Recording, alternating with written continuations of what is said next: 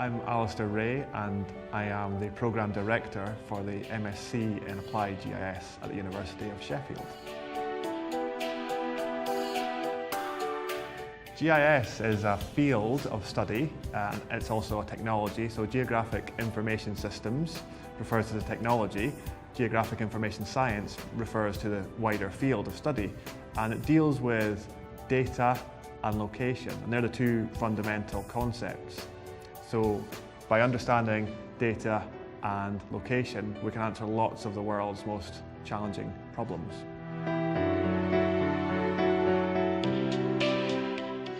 Okay, so we have teaching staff on the programme from the Departments of Geography and Urban Studies and Planning.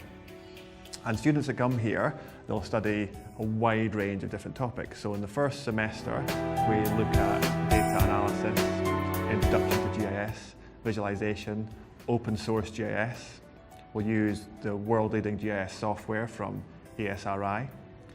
And the focus very much at this stage is on what are the applications of GIS in the real world. So we focus on the technology, but our programme is much more about what we can do with it and how it can help us solve big problems. Well, when we were setting up the programme, one of the things we thought would be really good to do was make sure students coming out of the programme had real-world experience.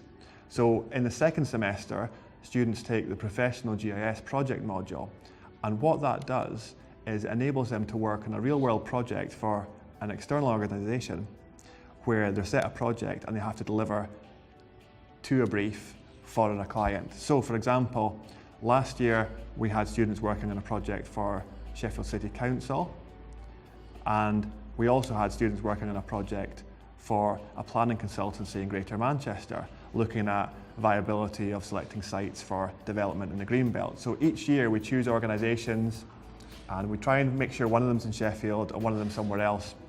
They set projects that they couldn't do otherwise, so our students get the benefit of doing real-world experience on something that may actually come to fruition in the real world. And we think this provides something kind of in addition to their studies within the university. We want them to come out having practical experience, and with the Professional GIS project, they've already got that when they graduate.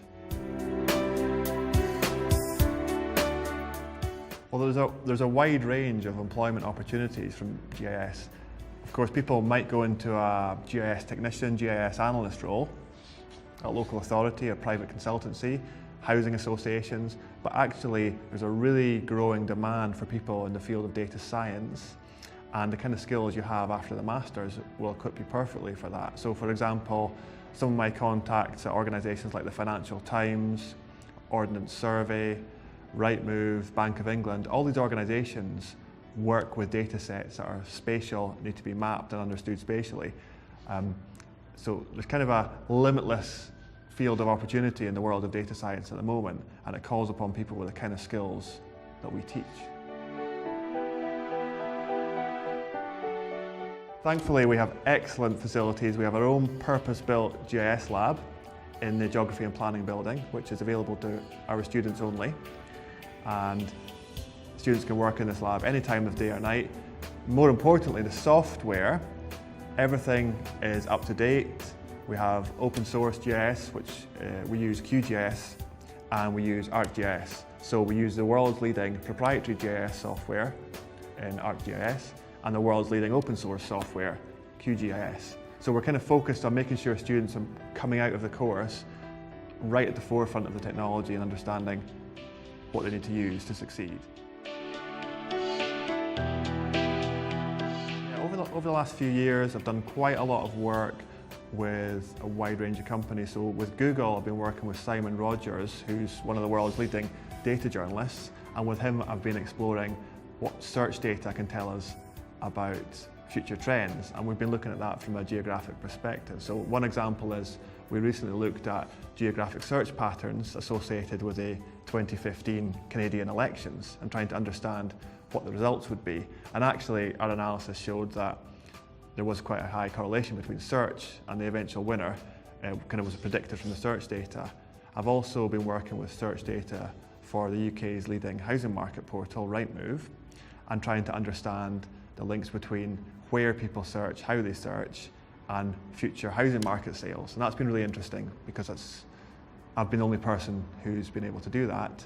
And as a consequence of that work, I then did another piece of work for the Bank of England, which was trying to understand this from a macroeconomic perspective. So it's very much about the data and the spatial analysis, but actually, when you take a step back, it's about the bigger questions. What can this help us do and know about the world? I've also done some other work with people at the Financial Times, trying to help their interactive team and journalists understand the role that spatial data analysis and GIS, and particularly open source GIS, can play in helping them understand stories and do kinds of analysis that people want to hear about.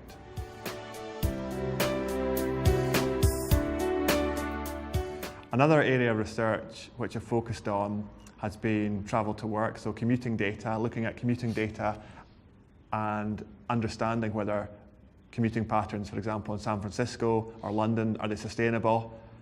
And this is very much related to house prices, where you get massive house price growth, you get people priced out of cities, they end up having to live further away, they end up having to commute further, and this has all kinds of implications for sustainability, stress, even linking into environmental issues like climate change. So it's trying to understand the links between different issues using GIS and data analysis, and that's kind of what we're focused on. How can we apply this to real world problems?